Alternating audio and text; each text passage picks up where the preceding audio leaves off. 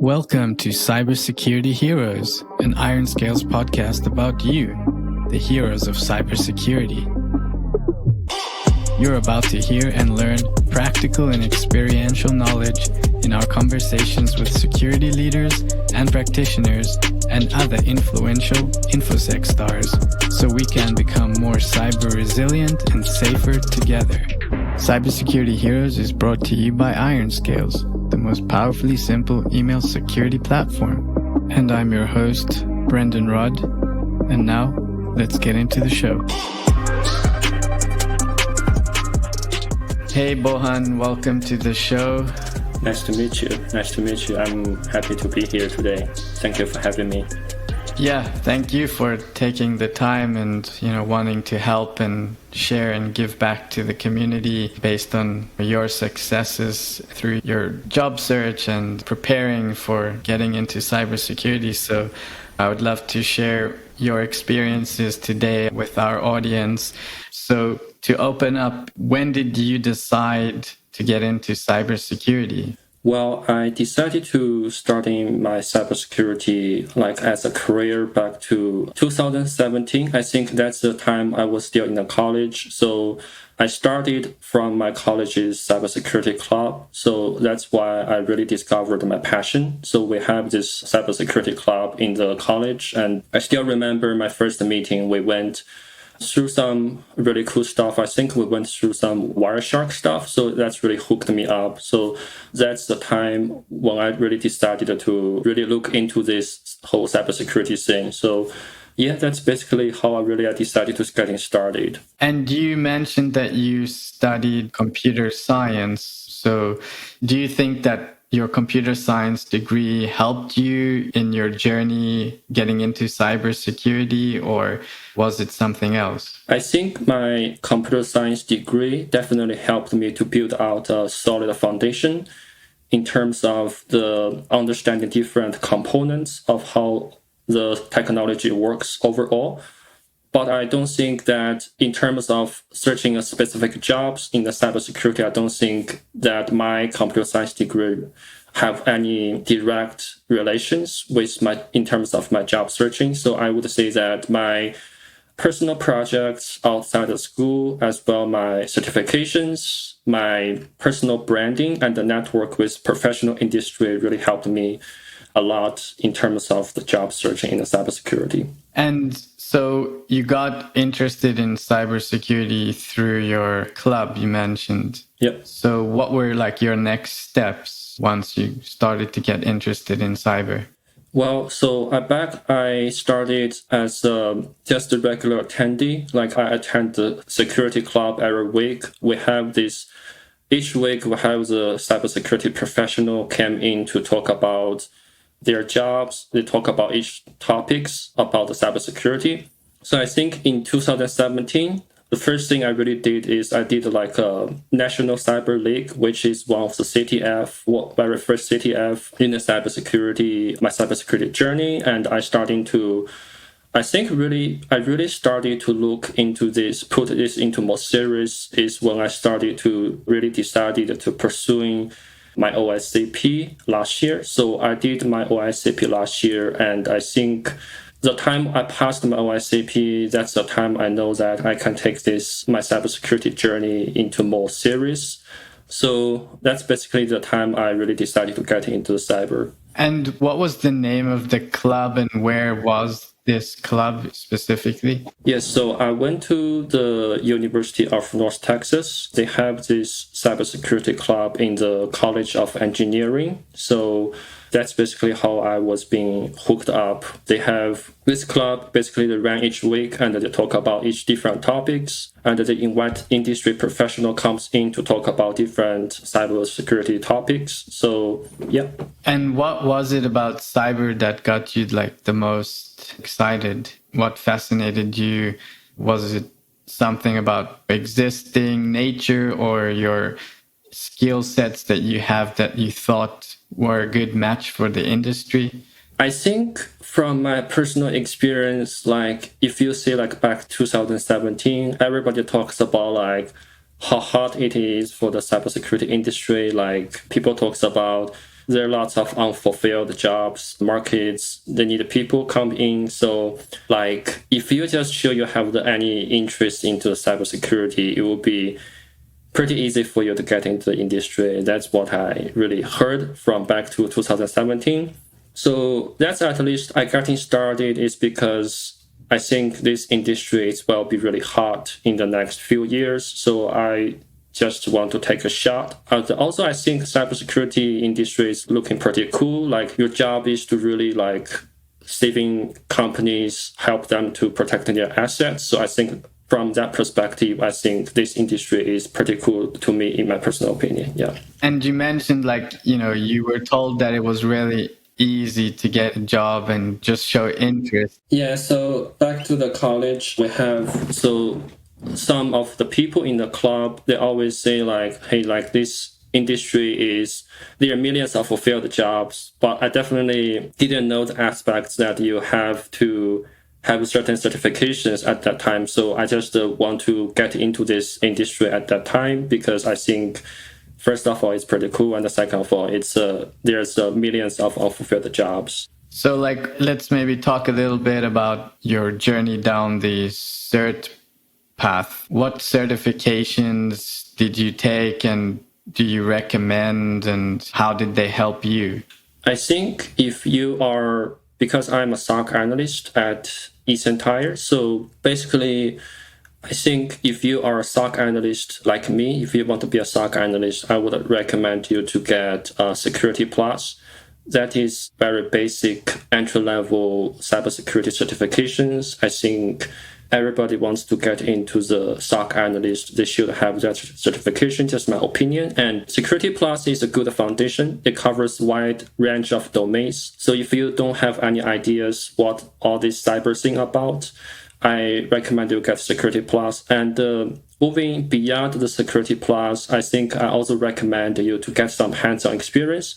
So if you are looking for hands-on certifications, I also recommend you to get Blue Team Level 1, which is from the Security Blue Team. That are two certs I recommend people to get. And moving to, say, in terms of how did the certs help you, where do you see that they played a role? Was it in the interview? Was it in getting the interview? Where did you see the most value? I don't think that, personally, for my company, I don't think that necessarily for a SOC analyst one position. If you look on the job description, my company doesn't require you to have any certs for the SOC analyst one, but I think it's always good to have some certs in your hands because one job you can get couple hundred people to apply for same position. So it's always to have couple certs that you can help you to stand out from the crowd. It's all about how you can standing out among the crowd and really show the higher manager that you are teachable and that you have that passions. Mm-hmm.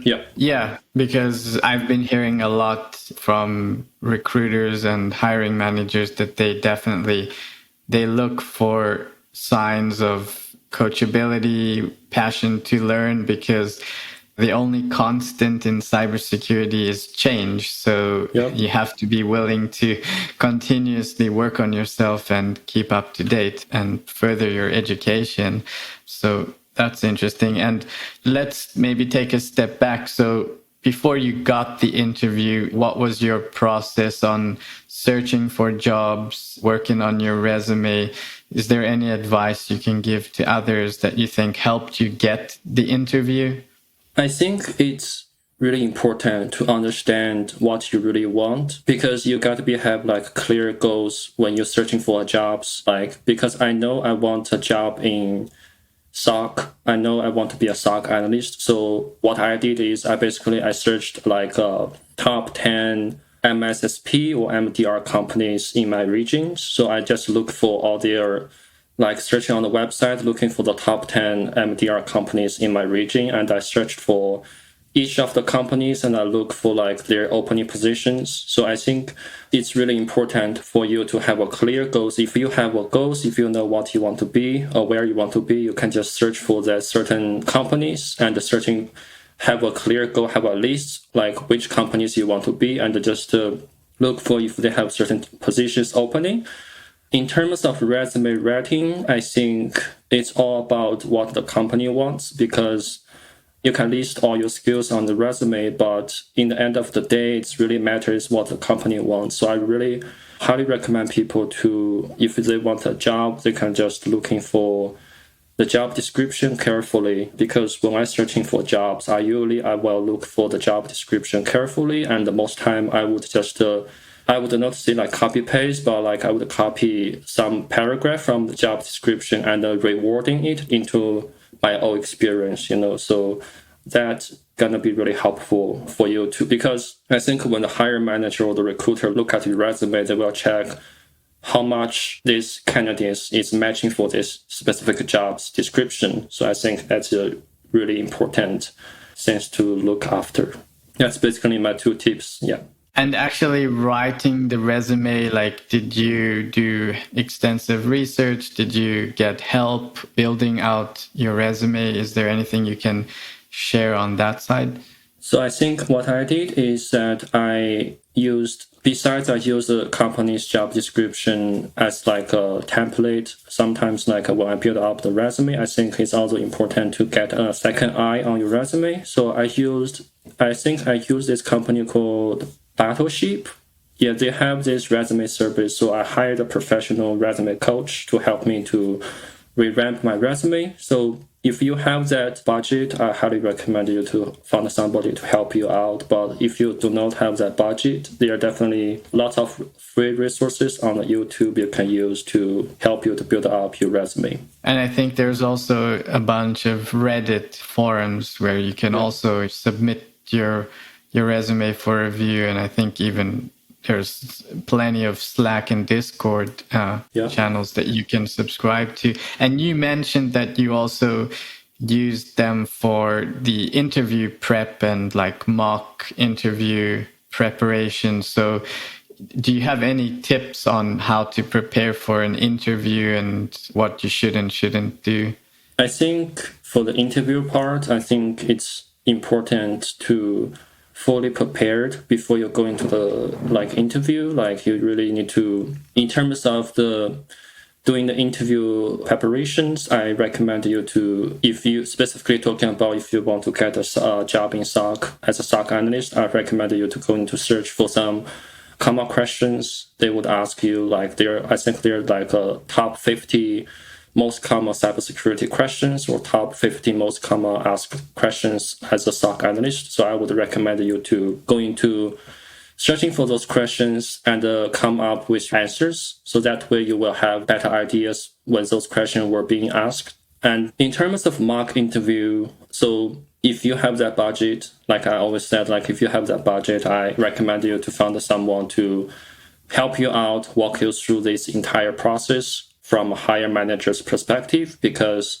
that way you will be put into a real scenario and you will be fully prepared. But I think there's also some free resources on YouTube, like they will do like mock interview and you can just basically answer the questions as the video goes. So I think those things also as well helped me out when I prepare my interview. And was your interview remote or did you go into the offices? I did a remote interview, yeah. CyberSecurity Heroes is brought to you by IRONSCALES, an AI-powered, self-learning email security platform that helps security professionals proactively prevent, detect, and remediate phishing attacks in a matter of seconds, not hours or days. And we have an exclusive offer for our podcast listeners. Discover dormant phishing threats in your organization's mailboxes. Get a free 90-day scan back with a detailed report. Integrate in seconds with 2 clicks via API to Microsoft Office 365 and see what your current email security is missing. Go to ironscales.com/free scan to learn more. So would you say there's anything else you would recommend when doing a remote interview because you're not physically present and the chemistry comes across differently? Just curious if there was anything you thought of or felt was necessary. I think it's easy for you to think like remote interview. It's not as important as like just being present in person. I would still recommend people to dress professionally. Like even it's a remote interview, just dress up just like how you would go in person. That's my number one first tip. And yeah, that's pretty much just to do what exactly same thing you would do in person, like show up on time and dress up professionally and ask a lot of questions, like wait until the interviewer finish their questions. So just be patient to them, and that's basically my tips. Yeah. Yeah, it makes a lot of sense. Like, you know, why do anything differently than you would in real life, other than maybe emphasize things that may not come through as clearly over a Zoom than in person. But yeah, thanks for that. And when interviewing for a SOC interview specifically, what kind of questions did you get asked, if you can share anything? So for me, I would say it's a little bit different because I think they just do things a little bit different in my current company. So they didn't ask like traditional, I would say like HR-based behavior questions. They ask a lot of questions like customer service-based questions. Like, for example, like if you're sending out alerts and if the customer does not happy, what would you respond to the customer? How would you react? Or like stuff like that, like a lot of like customer-based, serving-based questions. So also technical assessment, that's my favorite part. I think it really comes down to like, we did like a PCAP analysis. So that part is pretty fun. Yeah, that's basically how my interview goes. It's not really hard, and it's not really like you would think like traditional interview, like asking you like, what's your biggest strengths, what's your biggest weakness? Those questions I wasn't being asked. So, you know, they were much more open because they knew it was a junior role and their expectations were quote unquote normal compared to other entry level expectations. And it sounded like they were more interested in your soft skills, of course, not neglecting the technical aspect, but it sounds like your role is very customer facing. So they were focusing quite heavily on soft skills. Yeah, I would say they are more care about if you can really willing to learn, because I think my current company, they much more care about if you have that potential to grow in a company and are willing to learn and put into the efforts. I think that's more important compared to how much technical skills you have, especially for these junior positions. And I know you also gave some recommendations when we previously spoke about what you can do to have a successful interview. And maybe you can drill down a bit into these. So you mentioned, I think before, know the company, know their products, their leadership, and understand how their SOC works. Can you talk a bit to those points? So I think it's important for you to have an understanding for this company, because I think my first question I was being asked is about how much you know about this current company. I was being asked by the hiring manager. So I think the hiring manager is more care about if you really care about this company and if you really care about this job you're going to applying for. So I would say, whenever if you got that interview, if you have an upcoming scheduled interview, I recommend you to at least going through the website, understanding what kind of customers they're serving and what kind of products they have, what some recent news this company, like what kind of stuff is going on in this company. So I would really recommend you to also understanding like who is the CEO for the company. So those little details might not be much, but I think it's really important when you show up at the interview. If you talk about those stuff and show your passion towards this company, that will be a big, huge point, I would say, for the hiring manager. And did you, with the lack of experience, did you feel that because you got the interview, experience wasn't going to be an issue, and therefore you sort of changed your strategy slightly in how you conducted or went into that interview? I think when you say like lack of experience, I think that you can always make up your experience with other ways, like with your personal projects outside of school and with your like certifications you pursued. And I think those stuff, like my personal projects, are doing a lot of like blue team challenges. on different places. So those stuff, like, I think is really helped me to build up my experience so I can talk about them at my interview. So I think my lack of experience isn't a big issue because my position I was applying for is a junior position. So, yeah. So you mentioned having some side projects and have some experience with tools. Can you give some recommendations, on what tools people should learn and depending on the job they're going for? Yeah, definitely it's based on what like companies want, but I think as SOC analyst, I think you need to understand like basic like Wireshark. Wireshark is like a pickup analysis. Like I used a lot Wireshark at my day-to-day job, and I think if you can, I also recommend you to understand, like have some basic understanding of the IDS and IPS, like Surigata, stuff like that. And also have some basic understanding like Splunk or any sort of like SIEM tool. Those three major tools, I think it's really going to help you to stand out when you're going to an interview. Great. Thank you so much. And you also mentioned some resources that helped you get some experience. Do you want to go over those a little bit? Sure. So I think that there are multiple resources you can use as a SOC. If you want to go for like a SOC analyst position, I think one of the resources I use is Blue Team Labs Online, which is hosted by the Security Blue Team.